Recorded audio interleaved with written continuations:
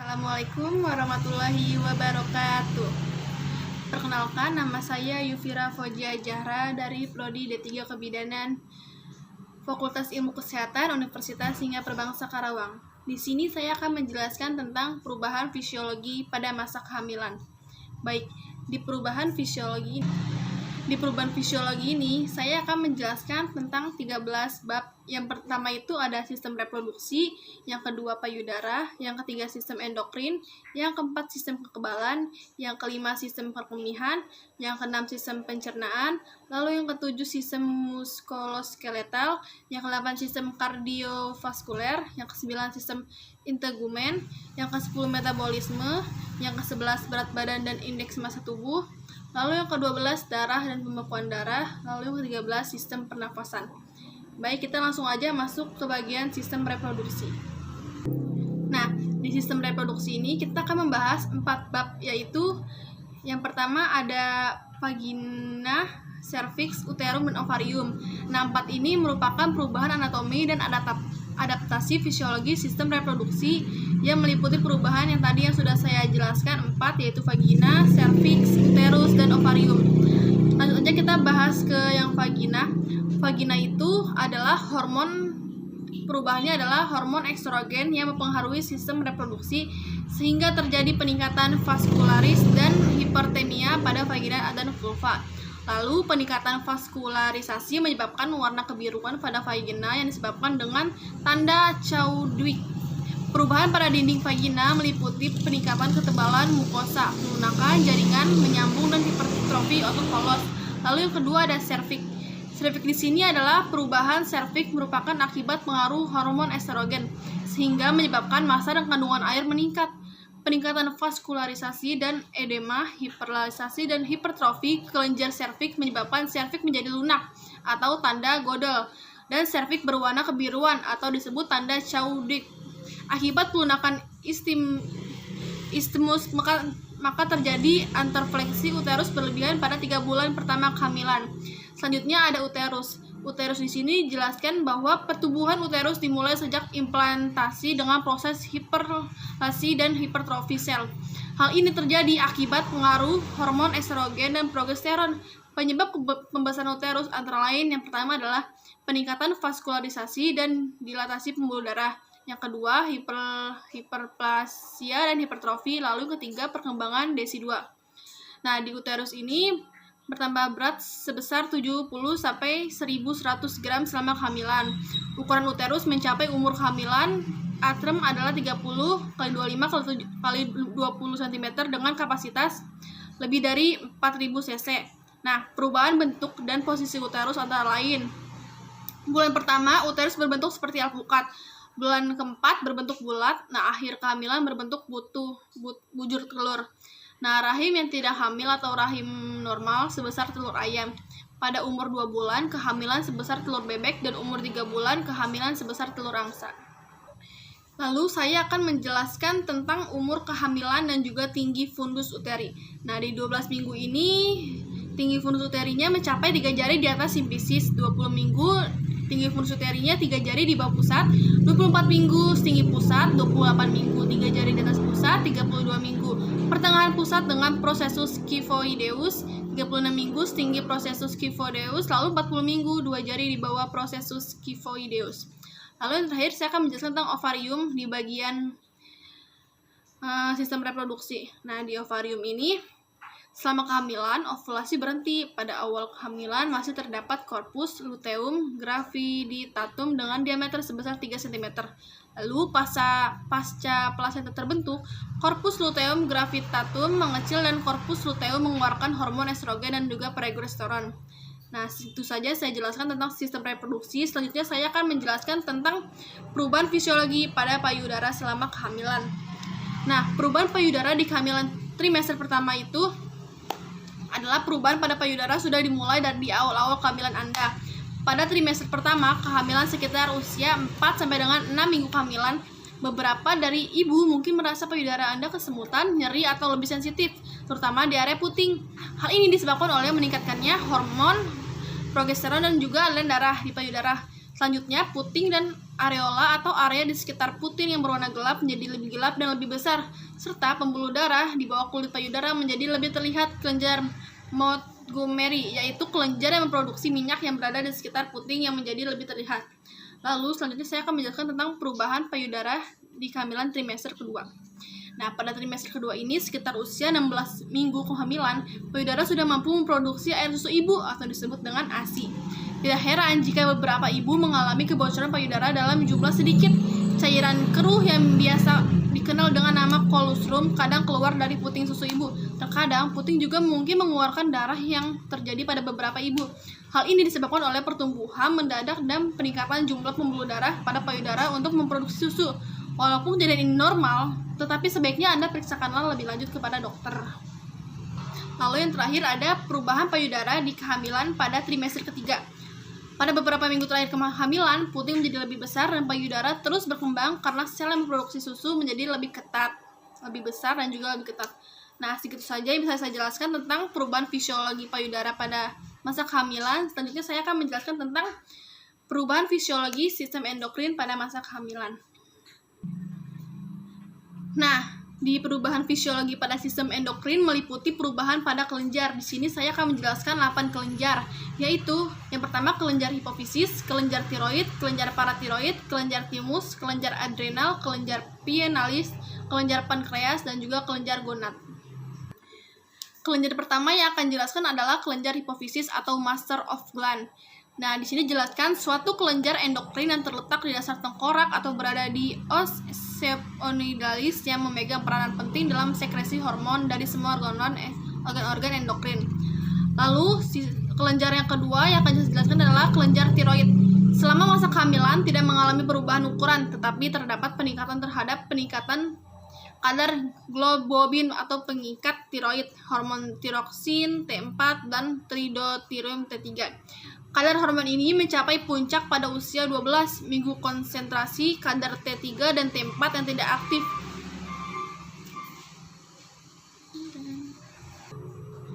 kadar TSH juga tidak berubah. Oleh karena itu, peningkatan basal metabolisme rate atau BMR, peningkatan suhu tubuh, peningkatan frekuensi jantung juga bukan karena pengaruh tiroid. Peningkatan konsumsi oksigen yang tinggi disebabkan aktivitas metabolisme janin. Lalu yang ketiga ada kelenjar paratiroid.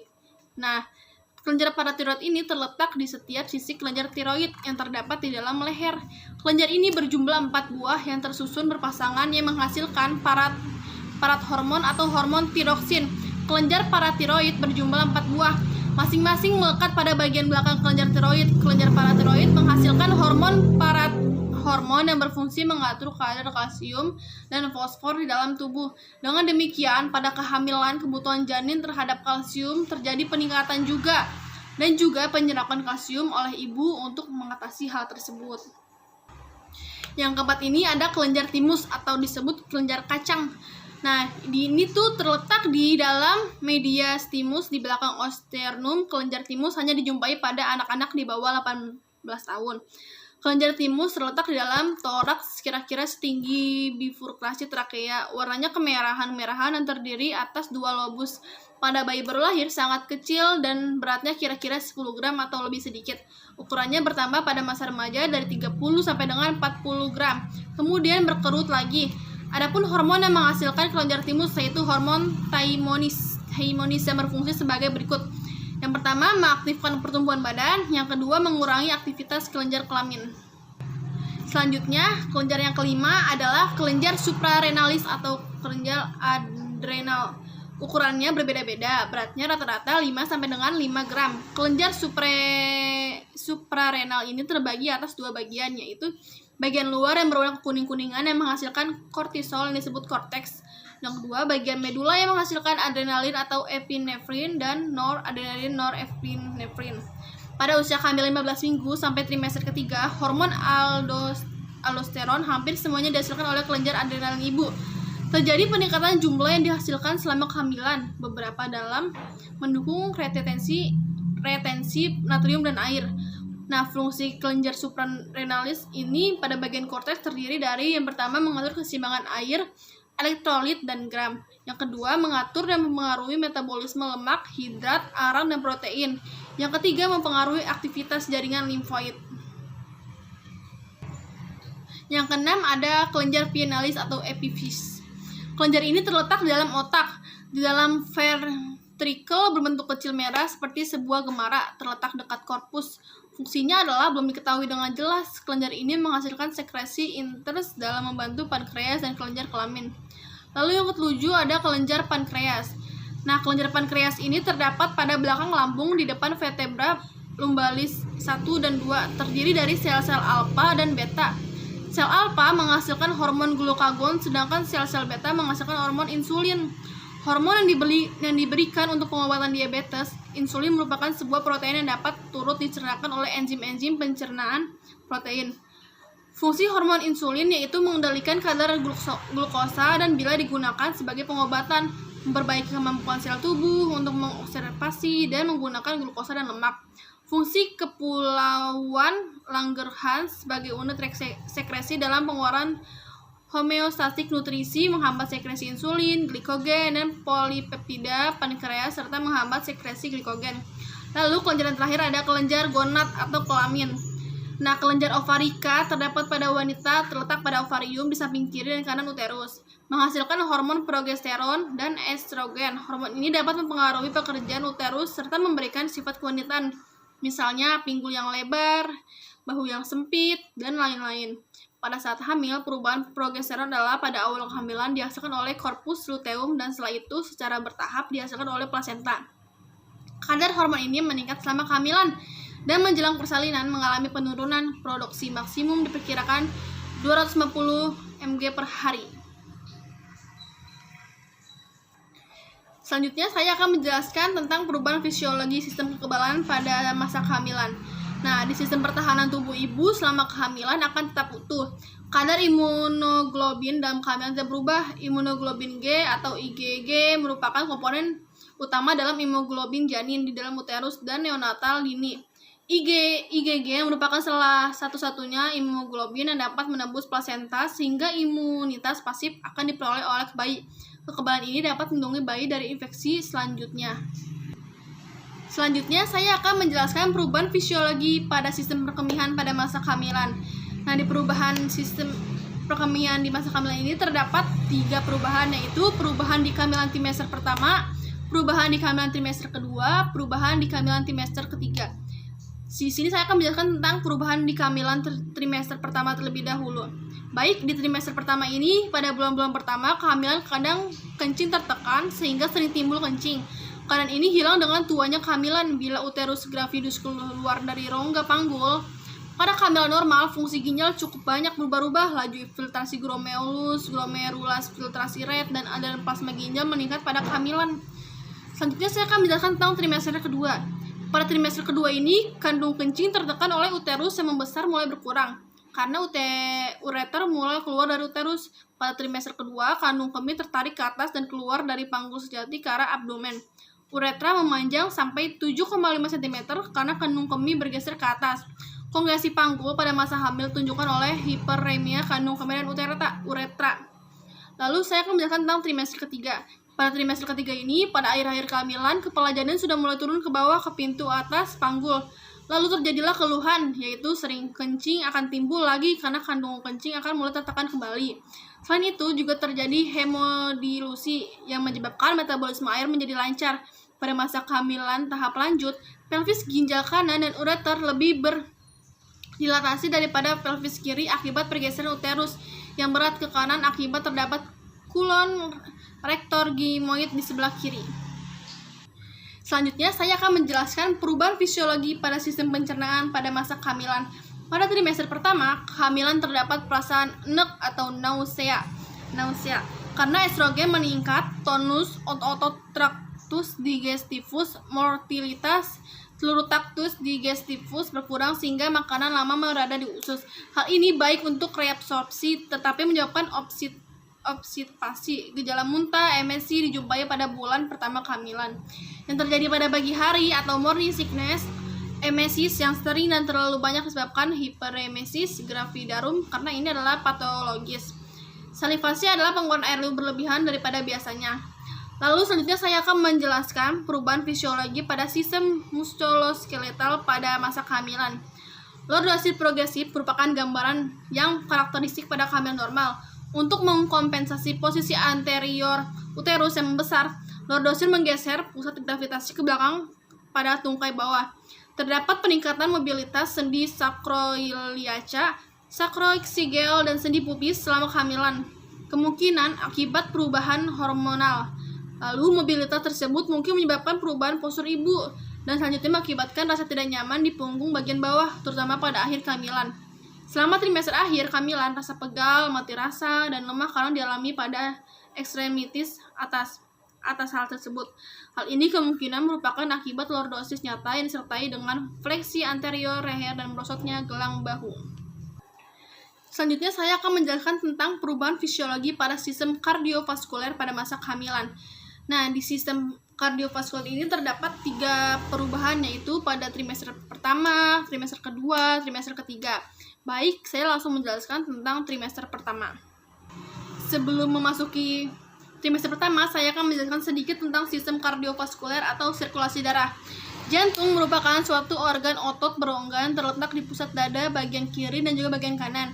Jantung masing-masing memiliki ruang sebelah atas atau atrium yang mengumpulkan darah dan ruang sebelah bawah atau ventricle yang mengeluarkan darah. Agar darahnya hanya mengalir ke dalam satu darah, maka ventricle memiliki satu katup pada jalan masuk dan satu katup pada jalan keluar.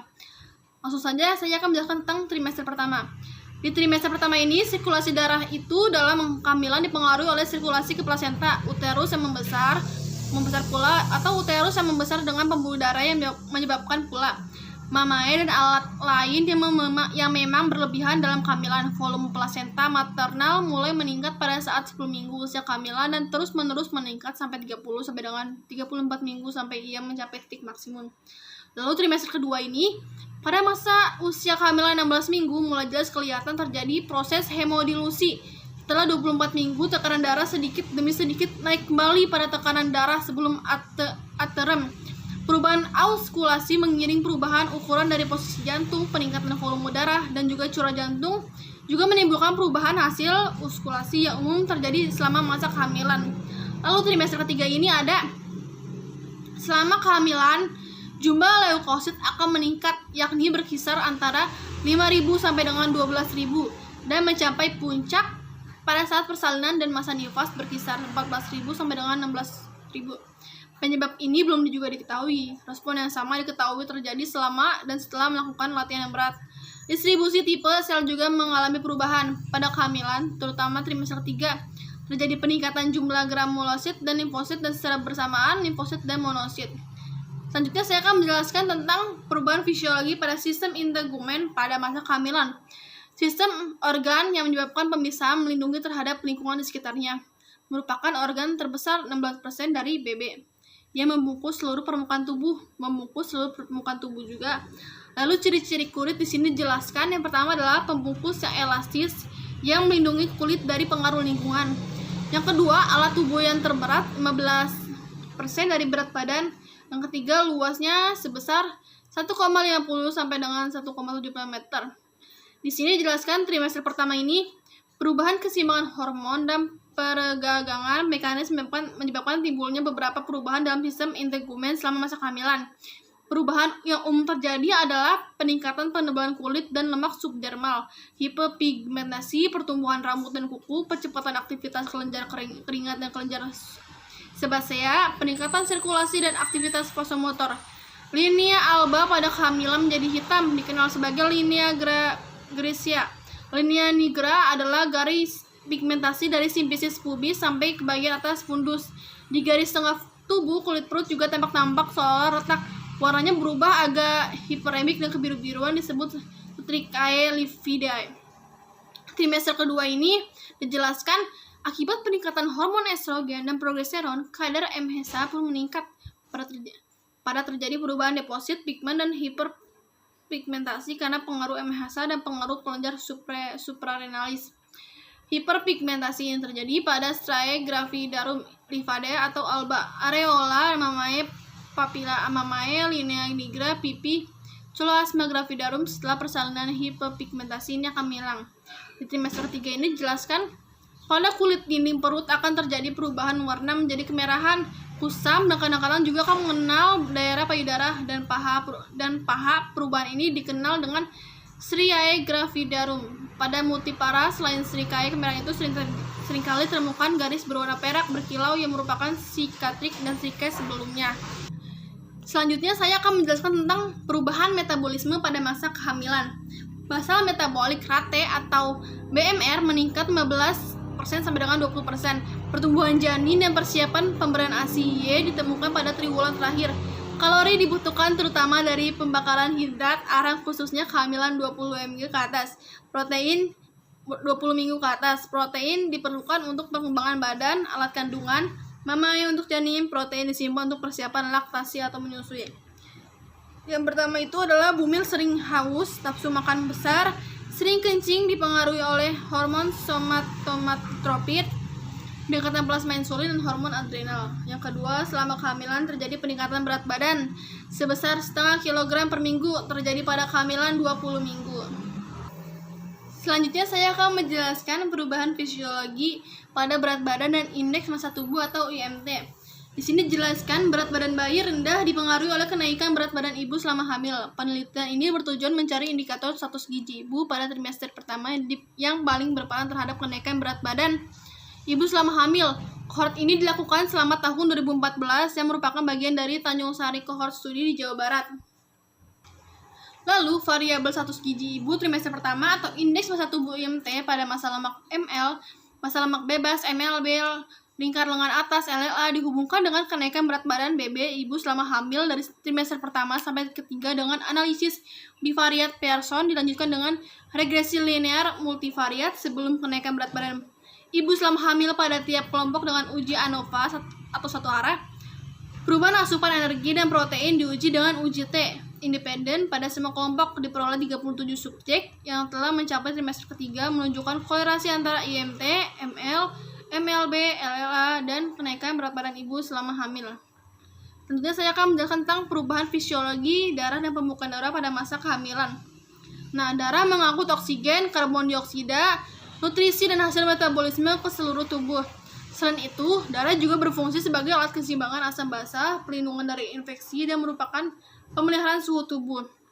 Darah terdiri dari dua komponen, yaitu plasma 55% dan sel-sel darah merah 45%. Plasma mengandung air, protein plasma, dan elektrolit. Sel-sel darah terdiri dari eritrosit 99%, leukosit, dan trombosit. Peningkatan volume plasma yaitu sekitar 50%. Hal ini dimaksud untuk memenuhi kebutuhan metabolisme ibu dan janin. Peningkatan ini erat hubungannya dengan berat badan bayi. Ibu dengan kehamilan ganda akan mengalami peningkatan volume plasma yang lebih besar daripada ibu dengan kehamilan biasa. Nah, yang terakhir yang akan saya jelaskan tentang perubahan fisiologi pada masa kehamilan yaitu sistem pernafasan. Pernafasan masih di diafragmatik selama kehamilan, tetapi karena pergerakan diafragma terbatas setelah minggu ke-30, wanita hamil bernafas lebih dalam dengan meningkatkan hormon tidal dengan kecepatan ventilasi, sehingga memungkinkan pencampuran gas meningkat dan konsumsi oksigen meningkat 20%. Nah, di perubahan sistem pernapasan pada ibu hamil, di sini jelaskan ada 3. Yang pertama itu perubahan yang lazim yaitu memperbesar penerimaan oksigen dalam kandungan dan menyediakan saluran pembuangan karbon dioksida yang efektif bagi ibu hamil dan janin. Lalu kedua, pada kehamilan tua, tulang-tulang rusuk mengembang serta menyediakan kapasitas rongga dada dengan cara menetralkan efek membesarnya rahim sehingga menekan diafragma. Yang terakhir yaitu pernafasan lebih efisien karena terjadi penurunan jumlah sisa kotoran. Baik, mungkin segitu saja yang bisa saya jelaskan tentang perubahan fisiologi pada masa kehamilan. Kurang lebihnya mohon dimaafkan. Wabillahi taufiq wal hidayah. Wassalamualaikum warahmatullahi wabarakatuh. Selamat siang semuanya.